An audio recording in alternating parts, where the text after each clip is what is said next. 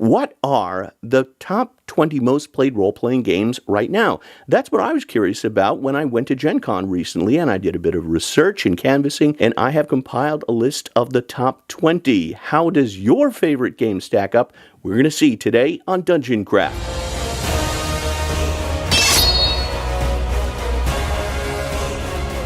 Welcome to Dungeon Craft. I'm Professor DM, and this channel is about all things tabletop role-playing games. And I'm Deathbringer. Like, subscribe, and sign up for the Deathbringer RPG newsletter. So while I was at Gen Con, I was curious as to what games people are actually playing. Not what they're buying, what games actually have scheduled events. So I did a little bit of research with the Gen Con database. I searched for games by system, and then I went through the list carefully to filter out any non-role-playing game events. So while this ranking may not be exactly accurate, I feel it's pretty close. And it's not about the quality of the game. If you like a game, that's really all that matters. With that in mind, number 20 was Star Trek Adventures from Modiphius with 22 events. I didn't get a chance to play this game, but it looks really cool, and they have these awesome alternate covers in traditional Star Trek gold, blue, and red. That's new from Modiphius. It looks like it's off to a strong start. Number 19, Blade Runner from Free League. I reviewed Blade Runner this past year, and it is a great game. My players loved it. Really intuitive system. I highly recommend the starter set, and Blade Runner was popular with 24 events.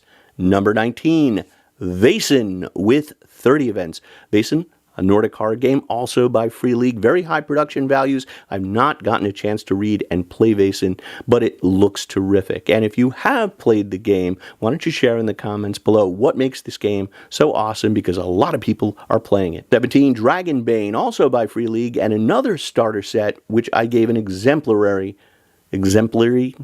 an awesome review as well. My elevator pitch, Dragonbane is RuneQuest, but you use a 20-sided die and you can play a duck. And it is very popular with 40 events. At number 16, another Free League game, Mork Borg. That, according to my Swedish friends, is how the game is actually pronounced. And this game's always had a bit of controversy because of the layout. Some people think it's more of an art book than an actual functional role-playing game, but the people in 42 different events would disagree. And that's why Mork Borg is number 16. Number 15, Tales of the Valiant by Kobold Press. And it was in the top 5 games at Gen Con last year. This year it slips to number 15. But with 45 events, that's nothing to sneeze at. Number 14, Vast Grimm, a sci-fi variant of Mork Borg. This is a picture of me in the Roll for Combat booth, and you can see Brian Collin, the publisher and author of Vast Grimm, in the background. Nobody can outwork that guy. That's one of the reasons why Vast Grimm had 57 events. Number 13, Vampire the Masquerade. I remember playing the very first edition of Vampire the Masquerade back at Gen Con at the Mecca Convention Center in Milwaukee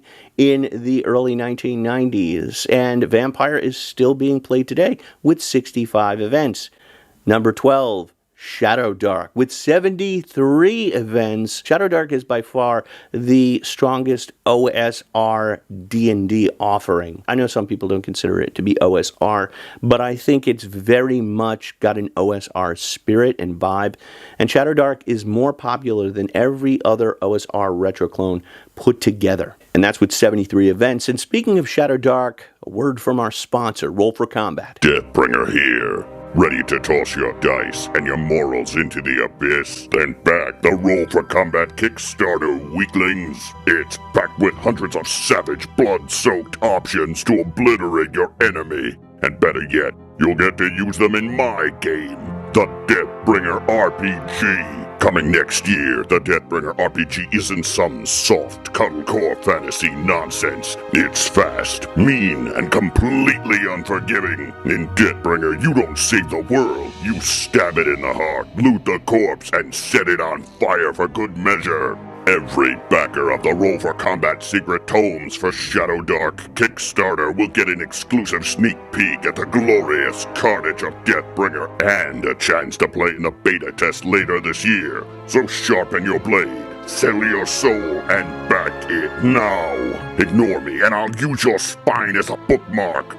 Back now. Number 11, we have a tie. It is Cypher System and Daggerheart, both with 80 events. Cypher System, of course, from Monty Cook Games, and Daggerheart, the upstart game just released. And keep in mind, when these events were planned, there were no physical editions of Daggerheart available, only PDF. So actually, 80 is a very good showing, and what I would expect to see next year is Daggerheart to have even more events. Number 10, Savage Worlds, the rules-light game, and my elevator pitch on that one is imagine a character sheet where your abilities and your statistics are based on different dice, like a D12, D10, D8, and the better you are, the higher die you roll. Some people asked on my Patreon, did I count Deadlands with Savage Worlds? And the answer is it wouldn't have mattered, because Savage World had 85 events. If you include Deadlands, it's 111 events, but it wouldn't have made a difference in the overall ranking, because number 9 is Pirate Borg with 121 events. Pirate Borg turned out to be the most popular of the Borg offerings, and one of the reasons I think this game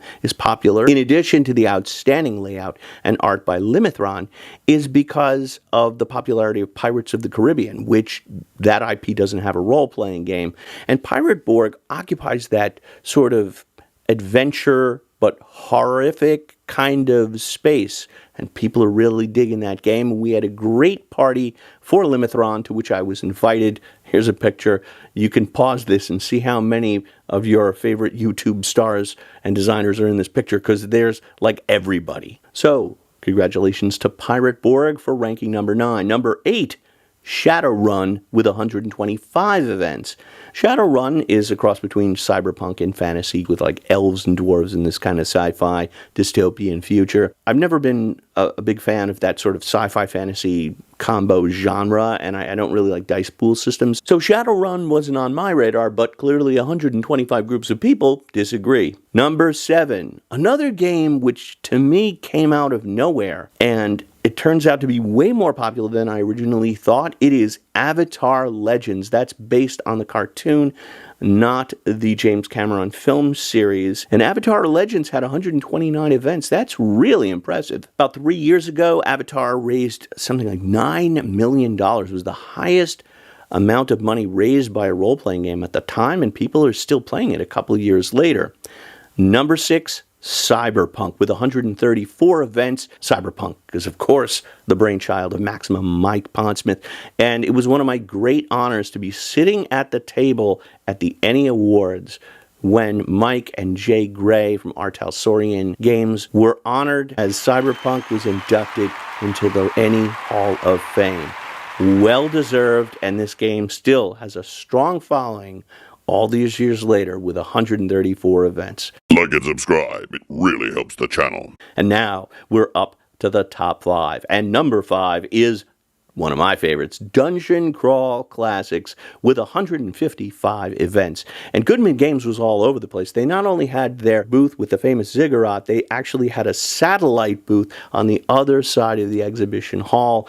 Huge banner as you descended from the Westin Hotel into the convention center. And I attribute that game's success to just the grassroots support. Grognards really loved that game. But I think a little of the credit also belongs to Bob Worldbuilder, who is a huge fan of Dungeon Crawl Classics, and he's been advocating for that game on his channel. It's like one of his favorite variants of D&D. So I think he may be bringing younger players into the mix. Number 4, Starfinder from Paizo with 219 events. That makes Starfinder the most popular science fiction game by far at Gen Con. Now, I know some people say it's science fantasy, it's not science fiction, but I kind of think it falls in the realm of science fiction. And if you're wondering where games like Traveller or Paranoia, and the answer is, even if you added all their events together, it wouldn't even come close to the popularity of Starfinder. Number 3, take a guess.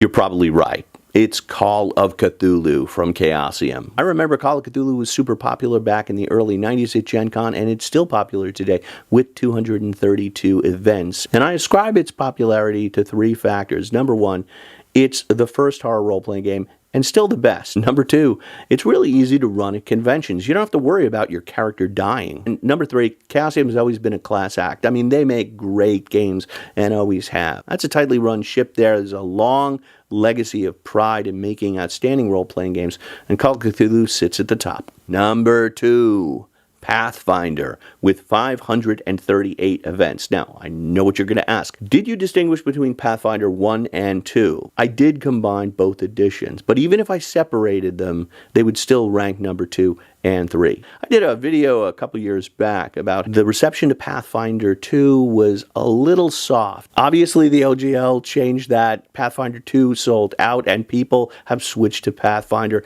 in huge numbers. Props to Derek Mona and Paizo for their outstanding legacy. And finally, we're at number 1, Krull Fantasy Role-Playing.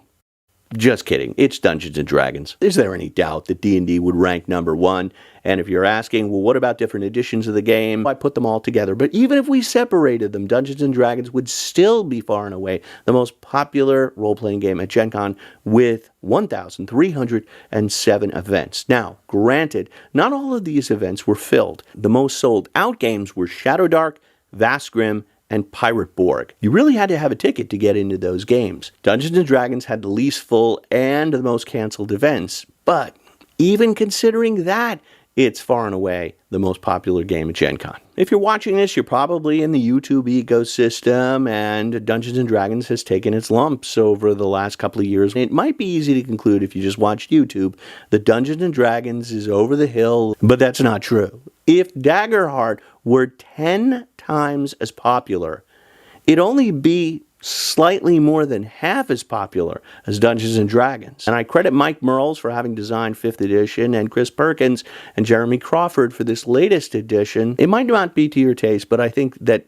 5th edition is a strong version of Dungeons & Dragons. And then you've got the brand name. You can't discount the brand name when it comes to selling any sort of product, and that's why Dungeons & Dragons remains number 1, and I have a feeling it will be for some time to come. And those are the top 20 games at Gen Con. Which of them do you play? And did your favorite game miss the list? Tell us about what that game is and why it's so great. Share in the comments below. Also below, you'll find links to our sponsor, as well as the Deathbringer newsletter. Thanks to all the patrons who made this video possible. They're the ones that suggested I make it into a full-blown video. I will see you soon. May all your rolls be 20s. I thought Megaforce would have had a stronger showing.